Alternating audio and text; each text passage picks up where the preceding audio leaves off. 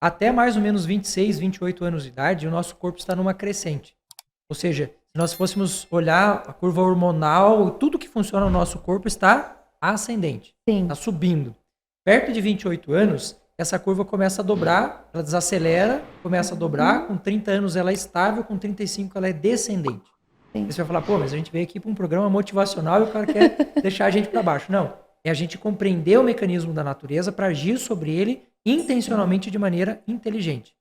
No processo ascendente, quando você está nesse período até 26, 28 anos, o seu corpo está produzindo para você e para mais um caminhão de gente tudo que você precisa para estar bem. Existem oligoelementos, elementos raros na natureza, minerais raros na natureza, que levam de 6 a 10 anos para você estocar dentro de você e conseguir ter uma quantidade suficiente para produzir as reações químicas que o seu corpo precisa. Quando a gente está nessa fase, até 18, 19 anos, a gente não tem a impressão de que o mundo vai acabar amanhã. Pelo contrário, a gente tem a impressão que o mundo nunca vai acabar. A gente pode fazer o que a gente quiser. Se você entrar numa gravidez sem as reservas necessárias para você ter, para você e para a criança, o suficiente para a vida, o que a natureza entende? A criança é mais importante do que você, porque é ela que é a próxima geração e que vai manter tudo. Então, o que a criança faz? Ela puxa tudo do seu corpo.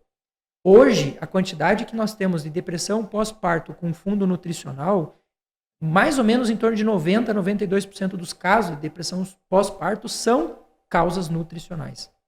Ou seja, na hora em que você engravidou, você vai tentar regular uma coisa que leva 10 anos para fazer, você não vai conseguir. Sim. Imagine que depois da gravidez você ainda continua alimentando, o teu fluxo energético ainda está indo tudo para a criança. Se você parar de comer, se você não comer mais nada, se você definhar, o leite teu continua com a mesma qualidade para a criança. Às vezes a gente pensa, e no interior a gente ouve muito isso, né? Essa mamãe tem o leite fraco para a criança. Não existe leite fraco. Porque o corpo ele vai pegar o teu substrato e vai transformar aquele leite num leite bom para a criança e não importa a condição. Isso você pode piorar o leite, né? Tomar uma medicação, coisa do jeito. Sim. Então, esse processo de reequilíbrio pós-parto, para fazer essa cura do processo depressivo pós-parto, ele tem que ter conexão com a natureza e com a alimentação.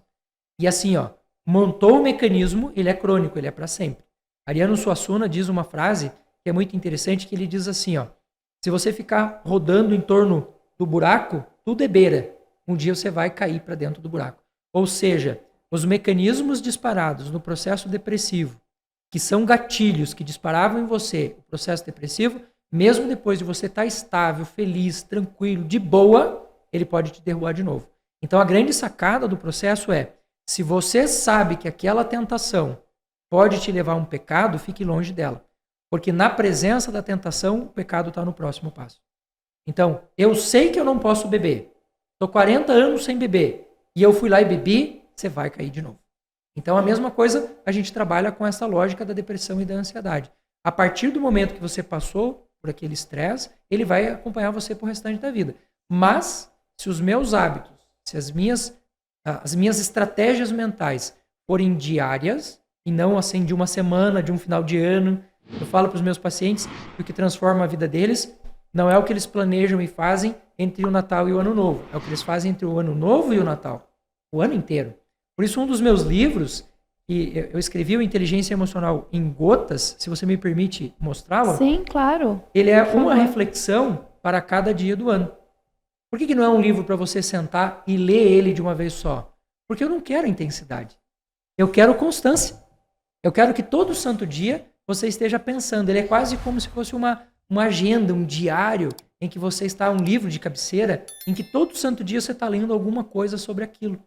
É a constância que leva ao sucesso, e não a intensidade. A intensidade acompanhada de constância é vida equilibrada, é vida que vale a pena. Estou lendo alguns temas aqui, fantástico.